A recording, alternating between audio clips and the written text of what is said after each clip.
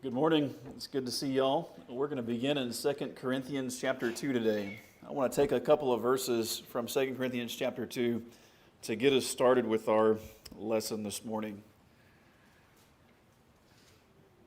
And those two verses are verses 10 and 11 in 2 Corinthians chapter 2, where Paul says, "Anyone whom you forgive, I also forgive. Indeed, what I have forgiven, if I have forgiven anything, has been for your sake in the presence of Christ, so that we would not be outwitted by Satan, for we are not ignorant of his designs."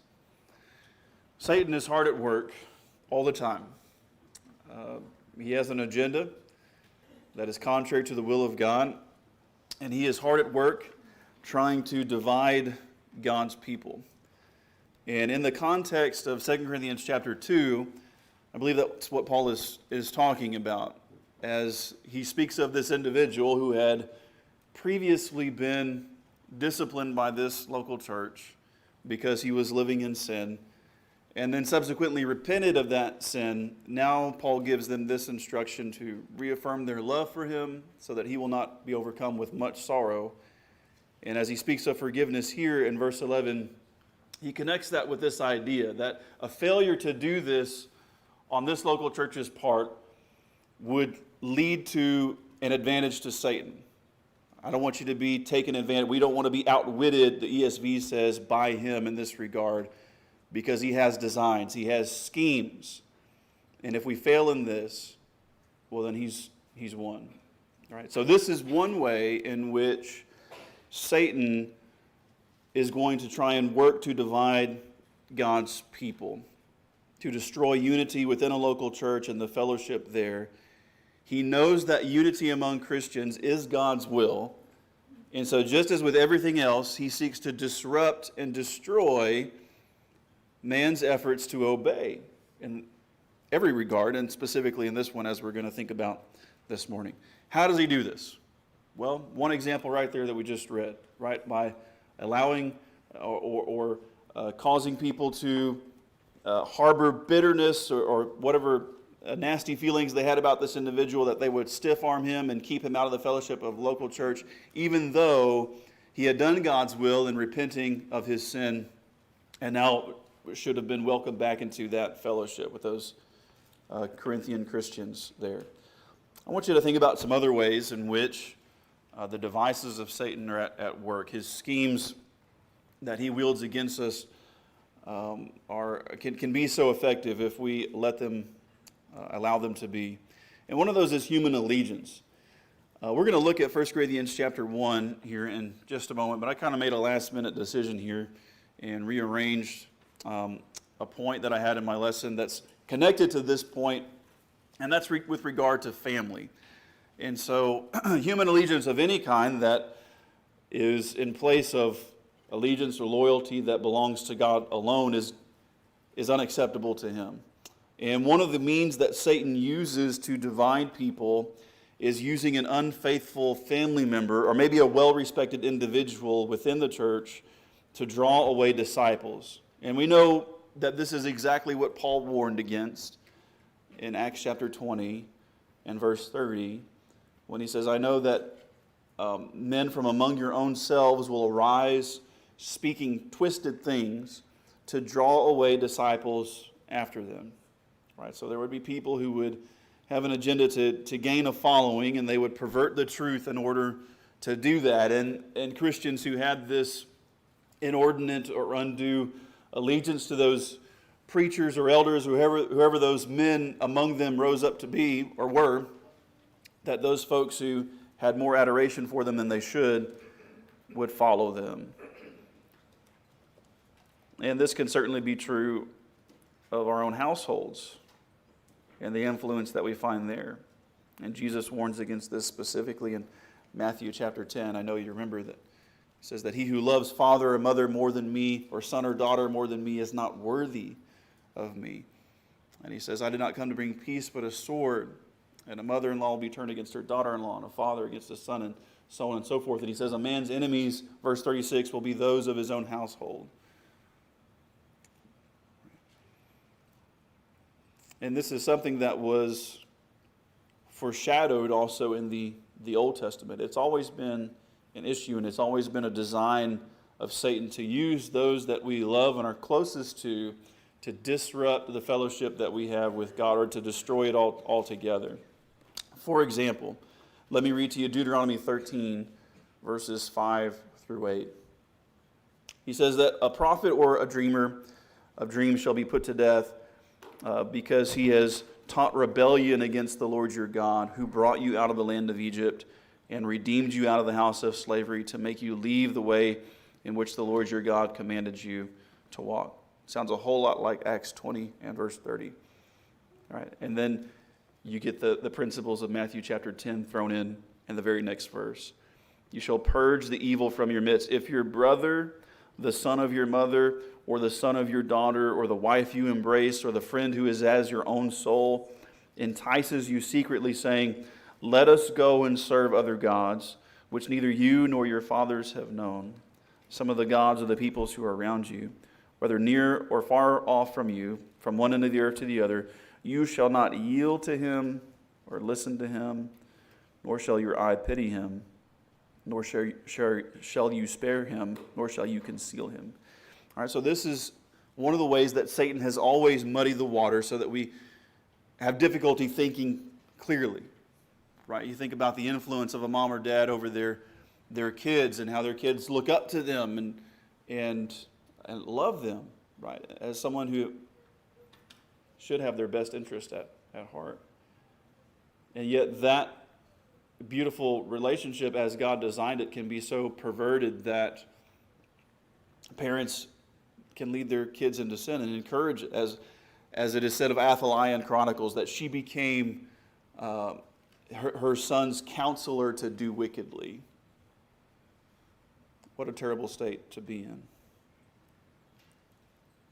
And this eventually, like all sin, it doesn't happen in a vacuum. And so as local churches are often made up of, as is the case here, families. I mean, the church is made up of individuals. We know that. But within local churches, right, there's families. Right? And then sin within that family, if it's not dealt with, spills out onto the rest of the family and even into the local church. And we end up, we can be divided. Because, maybe half of the family is siding with the individual in sin, even though they shouldn't be, and the other half isn't, and is striving to be loyal to Christ, and then maybe that spills over into the membership, and then you have people taking sides, and there's this division that grows. You see how Satan can drive a wedge into us. It begins with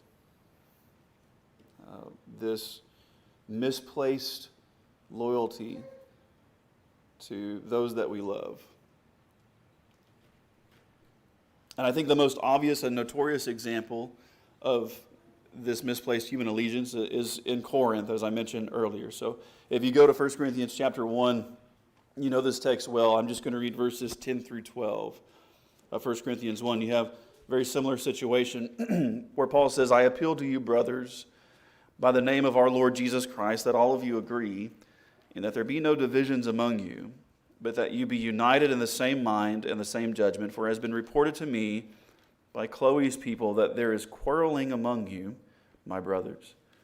What I mean is that each one of you says, I follow Paul, or I follow Apollos, or I follow Cephas, or I follow Christ. Right now,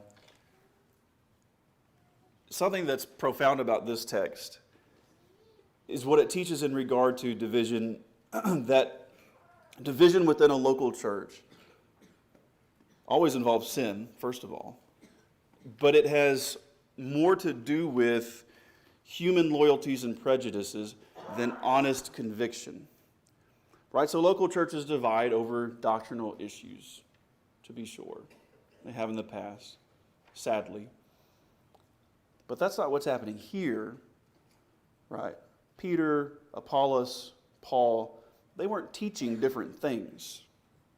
It was all the same doctrine, right? But yet you have a group of people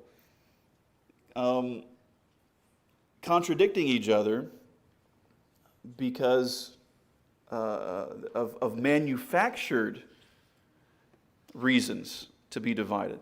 Right? Again, these men all talk the same doctrine, yet from that unity of doctrine, these Christians still manage to create division. Why is that? Well, there was a certain pride in claiming one of these names, apparently. There was pride to be had. Even though doctrinally they agreed, they found a way to segregate themselves. So what does this tell us? Well, we can do the same thing, and we have to be on guard against it. In other words, error doesn't have to be taught in order for there to be division. There just has to be pride and misplaced human loyalty. Now, do false teachers want a following? Absolutely, they do. But one of the points we see here is that Satan won't care if the truth is taught if he manages to divide the church over anything else. And he knows that prideful people are the key to that. And what does Paul say in verse 11? They were fighting. In Corinth, they were quarreling, I believe, over who was greatest by proxy. It's an ancient version of name recognition, right? And we know the disciples wrestled with this as well. In Mark chapter 10, they were arguing on their way to meet Jesus about which of them was going to be greatest in the kingdom. And then Jesus subsequently rebukes them for that. I suspect the same thing was happening here. And all of this points up to pride, of course. This relishing of human glory and status within a subset of a group. And in this case, obviously the group is the local church, right? And this is sinful. And I think when we really look at passages like 1 Corinthians 1 and Galatians 2, as we're going to see, that this prideful mindset and this glory in human status or name recognition is just so absolutely ridiculous when you really delve into what's happening. Galatians Chapter 2, and this is the example, verses 11 through 14. You remember when Peter comes to Antioch, he plays the hypocrite, and this is what Paul is talking about here. He says, when Peter came to Antioch, I opposed him to his face because he stood condemned. For before certain men came from James, he was eating with the Gentiles, but when they came, he drew back and separated himself, fearing the circumcision party. And Barnabas was led astray by their hypocrisy. But when I saw that their conduct was not in step with the truth of the gospel, I said to Cephas before them all, if you, though a Jew, live like a Gentile and not like a Jew, how can you force the Gentiles to live like Jews? So Paul is there in that last phrase, especially saying this is ridiculous. This is plain for anybody who's given an honest, fair estimation of the circumstances here. And notice also, before we move forward, the fear, the motivating factor here, named, verse 12, is fearing. Peter feared the party of the circumcision. I want you to keep that in your mind, and I want you to listen to this verse from John 12 that you likely will recognize. So keep what was motivating Peter in mind. Now listen to John 12, verse 42. Nevertheless, many even of the rulers believed in Jesus, but for fear of the Pharisees, they did not confess it, so that they would not be put out of the synagogue. For they love the glory that comes from man more than the glory that comes from God. Right? So there's the rest of the equation. Right? You have fear as a motivating factor in both of these passages. Right? And then John gives the explanation. Here's why they were afraid. They didn't want to lose that praise or that glory from this particular party. They love the glory that comes from man more than the glory that comes from God. So when we think about Peter's circumstance and the relationship between pride and what one fears and how that keeps one under Satan's control, the same thing's happening to Peter. Right? He didn't want to lose whatever glory he was, or whatever status he was enjoying within that little subset of the party of the circumcision. He was afraid of losing it. And that caused him to stiff-arm the rest of his brethren. He was allowing Satan to use him, to be a wedge, to divide the local church. That even Barnabas was caught up in this hypocrisy. I forget who said it, and I wish I had written down the source of the quote when I found it, but it is absolutely 100% biblical. And it goes like this. If you would know who truly has authority over you, consider first who you are afraid to offend. And Paul says, Peter stood condemned. Peter was not acting in accordance with the truth. So he was no longer submitting to the truth of the gospel. That didn't have authority over him in this moment of his life. What did was this party of the circumcision and his pride that was bound up with these individuals. And it's so absurd. This praise from this party of the circumcision was of more value to Peter than fellowship with his true brethren and the praise of God. And you see it all over the place in our own culture. Kind of like when celebrities get together to give each other awards for who can play dress up the best. Like, it's so nauseating to watch that. Right? It's this big event, right? Televised and, but it's wholly manufactured. It's a closed system made by them. Like where they arbitrarily drew a line and then congratulate themselves for being in the group that they created. Right? That's what's happening here. That's what all sectarianism is. And the Lord calls us to do better. And so we have to let go of our pride. Humble ourselves before His standard. Another device that Satan uses is favoritism, or what we might call selective service, which is usually how favoritism manifests itself in the local church. So it's one thing to serve a limited group because that's all you have opportunity to serve, but it's another thing to serve a limited group from a desire to deliberately exclude others, right? And I'll give you Acts chapter 6 as an example, and then James chapter 2 we'll look at in just a moment. So remember the church in Jerusalem at the beginning in Acts chapter 6, the Greek-speaking Jewish widows were being neglected. In those days when the disciples were increasing in number, a complaint by the Hellenists, that's the Greek Jews, arose against the Hebrews, that's the natives who were in Israel, because of their widows who were being neglected in the daily distribution of food. All right, so here was the issue that needed correcting. Again, these Greek Jews were complaining that the Hebrew-speaking Jews were neglecting their widows. Whether it was intentional or unintentional is really beside the point because it needed correcting, and the apostles saw that. And so they meet with the leaders, they meet with the apostles, and they agree on a solution, and they get to work. But this is, I think we can safely infer, if it had not been handled and addressed the way that it was, the schism would have continued. This division would have been allowed to fester. Right at the very beginning, in the church in Jerusalem where it was established. And a more nefarious example is given through James in James chapter 2, verses 1 through 4. So this is what James says in James 2, 1 through 4. My brothers, show no partiality as you hold the faith in our Lord Jesus Christ, the Lord of glory.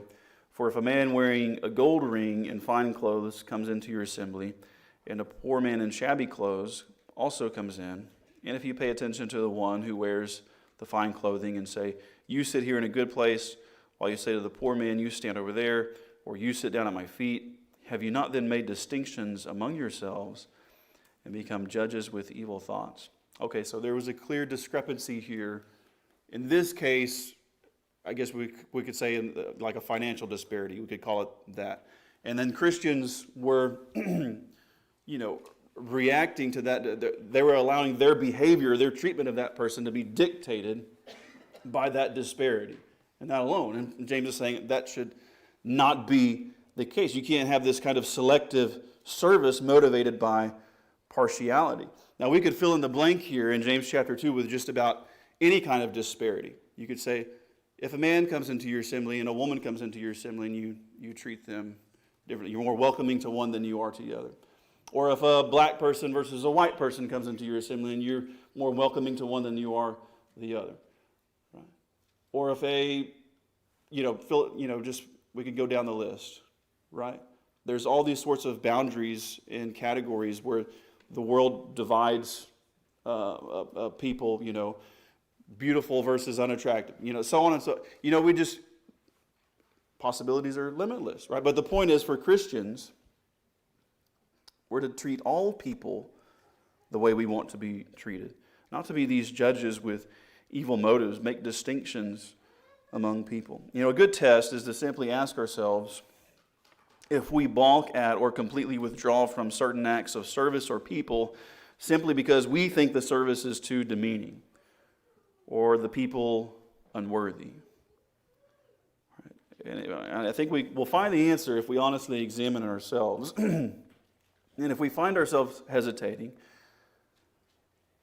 withdrawing from certain acts of service to others,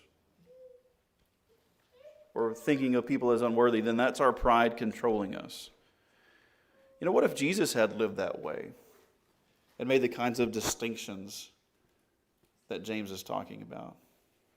So, no, I'm only going to rub elbows with the wealthy or the attractive, or, someone who can pay me back, or, or this class of people, or this ethnic group. What if he had lived that way? Thankfully, he didn't, right? And he's our ultimate example. And so we should be willing to give ourselves to him first of all, and following his example, but serve all people the way that he did and treat all people the way that he did. A Christian doesn't dole out an hour here and there or a few bucks from time to time. He first gives himself. 2 Corinthians 8:5, when Paul is speaking of the Macedonians there and how these Christians who were living in poverty gave out of that poverty abundantly to needy saints who were in Judea, miles and miles away. He says that the reason for this was that they first gave themselves to God. They denied themselves, in other words. Right? That's what we see in the gospel as at the heart of discipleship. Right? No one can be my disciple, Jesus says, unless he denies himself and takes up his cross daily. That's what these individuals were doing. They denied their own desires. They didn't try to limit their service. And we're all going to be limited to some degree. I understand that. Physically, we have different capabilities. But we should only be limited by our abilities and our opportunities, right? Galatians 6:10. As we have opportunity, let's do good to those, to everyone, especially those of the household of faith, right? You think of the Good Samaritan, right? He had an opportunity to do good, right? He just happened to be going down that road where that guy got robbed, and there was an opportunity, and he seized it.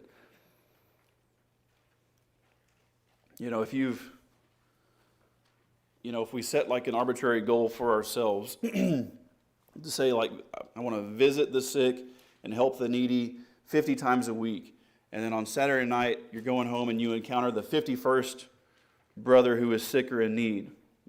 Well, then do you tell him, I'm sorry, I met my quota for the week, I'll see you on Monday or tomorrow? No.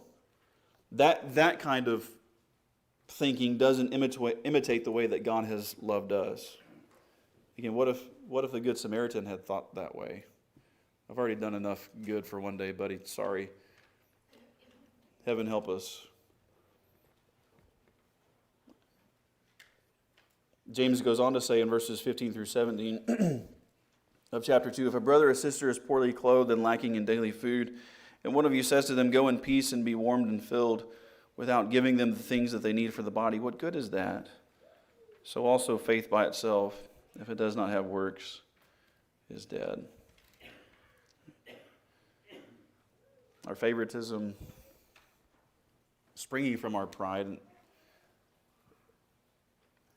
allows us to play right into Satan's hands. This is a device that he uses to destroy fellowship with God and fellowship among his people. And also what I'm going to call here selfish ultimatums. So you can probably tell by the 3 John reference who I'm going to be thinking about, who I'm going to be using as an example here is Diotrephes, who is painted in this book as just kind of an unrestrained, dominating force within a local church, and he's got all these ultimatums. And when you look in 3 John, what it says about him is that, well, John says, I have written something to the church, but Diotrephes, who likes to put himself first, does not acknowledge our authority. And he says, so if I come, I will bring up what he is doing, talking wicked nonsense against us, and not content with that, he refuses to welcome the brothers and also stops those who want to and puts them out of the church. Right? So he was wreaking havoc.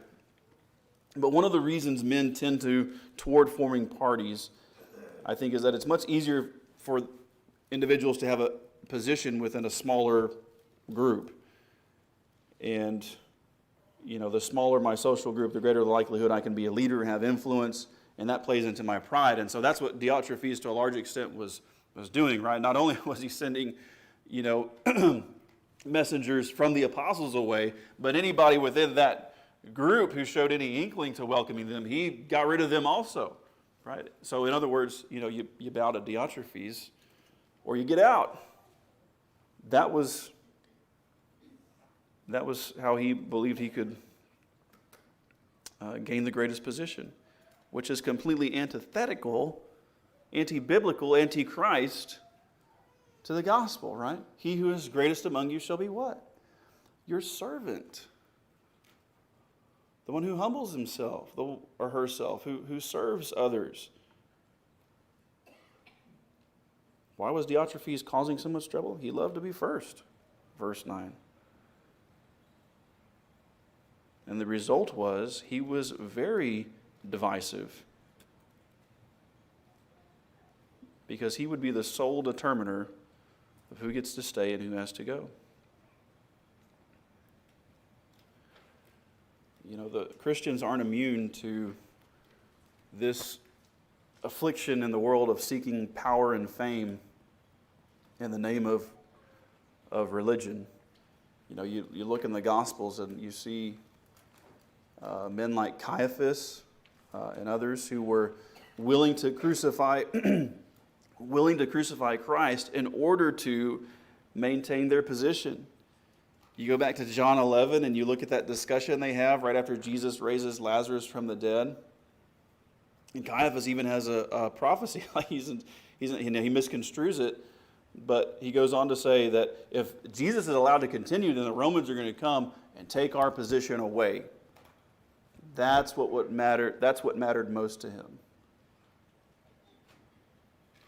You see how self-glorification, self-ambition leads to the most terrible consequences. Behind every divided church is sin, either by one party or both, but there's always sin involved. And that's as a result of pride, the pride of exalting self above the cause of Christ. And notice, too, that Diotrephes' love for power silenced the word of God within the local church. Right? Because John had a message that he was trying to give to the church, and Diotrephes, because he loved to be first, was doing his very best to stifle that. And one man was enough to make it ineffective for all. He used intimidation and gossip. And this is how divisive individuals usually gain credibility.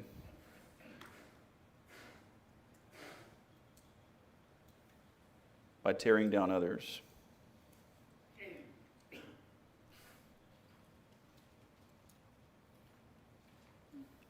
Those who have selfish ultimatums or are divisive in the way that Diotrephes is or was, they won't allow any rivals.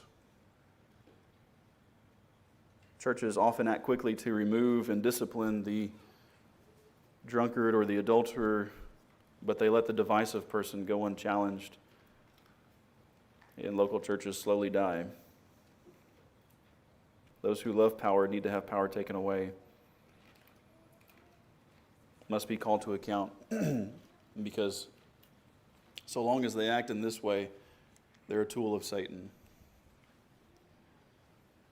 And the last one we'll consider this morning is that of imposing personal judgments.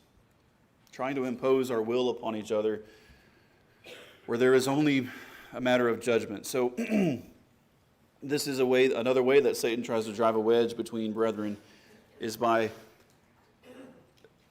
getting us to magnify or maximize the superficial differences that we have in opinion. And so, the common example is in 1 Corinthians 8 and verse 8, Paul says, food will not commend us to God. We are no worse off if we do not eat, and we are no better off if we do. And remember, he was talking about eating meat that had been sacrificed to idols, which Number one, wasn't sinful in and of itself. Number two, was not something that had to be done in order to please God. And number three, doing so in this particular case was going to encourage some people to violate their conscience because in their minds, in their judgment, it was wrong.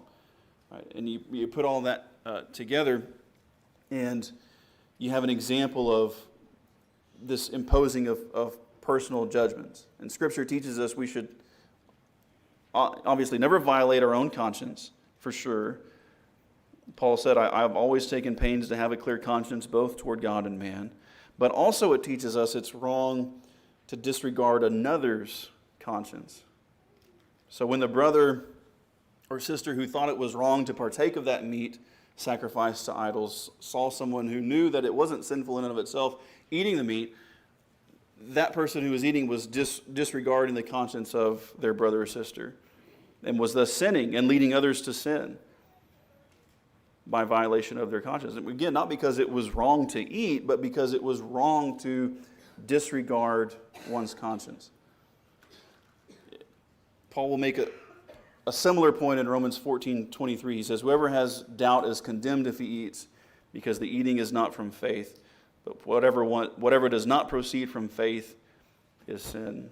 I believe in that context, when he speaks of doing that from faith, he's, because of the discussion, speaking of matters that somebody's conscientious about. He's speaking about the conscience. So if you can't do it, as he says earlier in the chapter, fully convinced in your own mind, whatever it is, even if it's not sinful in and of itself, don't do it. Preserve the integrity of your conscience, in other words, and have consideration for others. Don't try to impose a personal judgment, right? Don't take care that your freedom doesn't cause someone else to sin.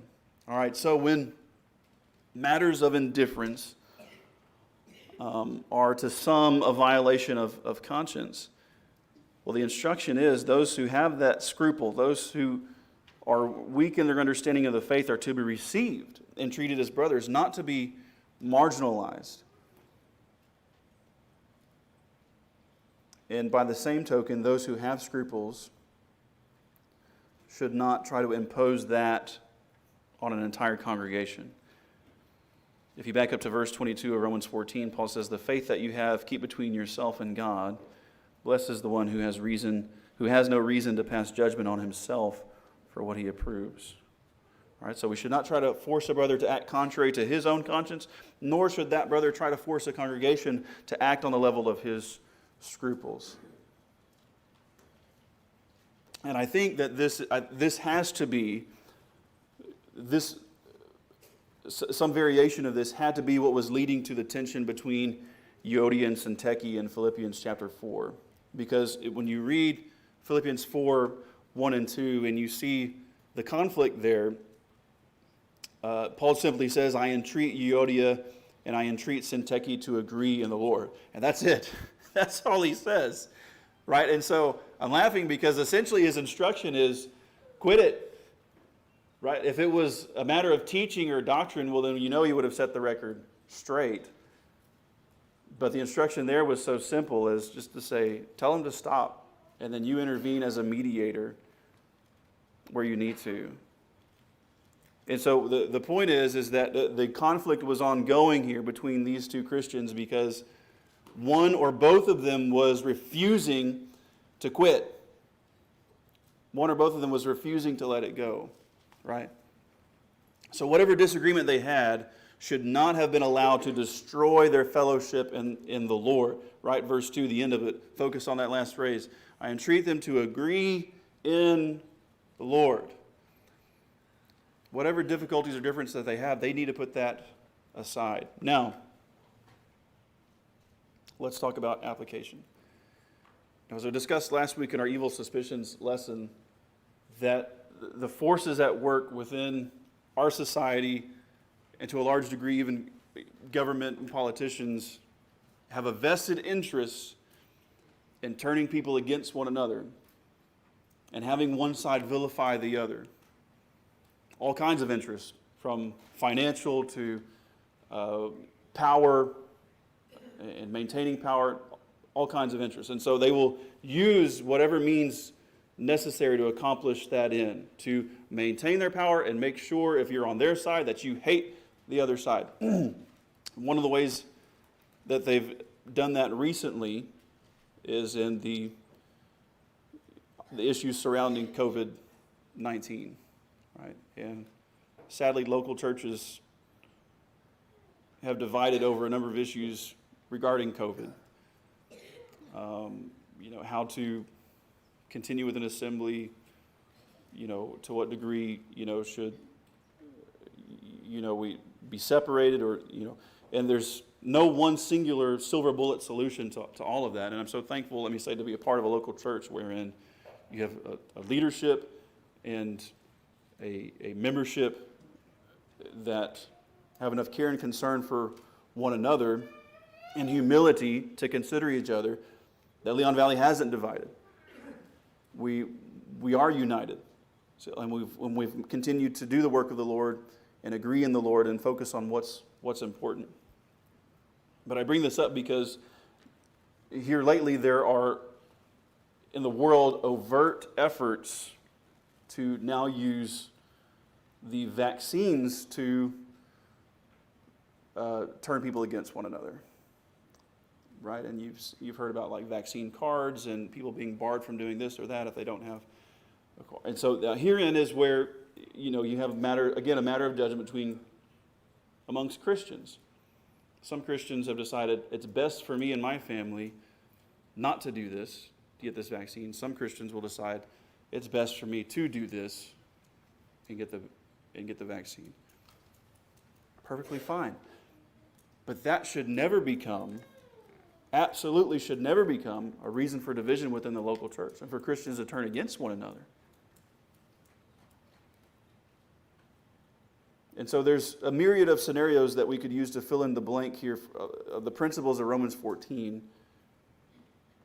And I think this one is just one of the most recent.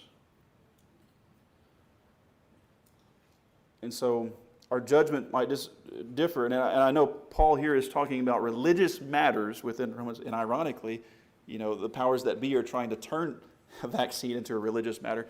But the principles laid down with regard to religious matters, I think, could certainly apply to anything wherein we differ in our judgments. That ultimately we could be pleasing to God whether we do or whether we don't do X, Y, or Z. In this case, I'm discussing being vaccinated. The bottom line is we don't have the authority to impose our will on each other where God has not spoken. We are to do nothing from selfish ambition or conceit, but in humility count others more significant than ourselves. And we've looked at a few specific examples this morning, but basically the big takeaway here is where there's division, sin is involved. The example of Christ has been forgotten, and either one or both parties involved in the division have given themselves over to pride, have given themselves over to any number of things. Where there's no humility, patience, love, or respect, or for another's conscience, or full devotion to Christ, there's going to be sin and division. And again, I'm thankful to be part of a place where humility, patience, love, and respect for another's conscience has prevailed. And that we continue to do the work of the Lord here. May that always be the case. Appreciate your good attention this morning. If you're here today and you have a spiritual need now that you would like to make known in a public way, this is the opportunity for you to do that as we conclude our services. We're going to sing a song, and if you want to ask for the prayers of this congregation, if you want to disclose secret sin in your life, repent publicly, obey the gospel if that's your desire, be baptized into Christ this morning. All things are ready. So won't you tell us how we can help you? Please come forward now as we stand and sing. I heard an old story, how a Savior came from glory.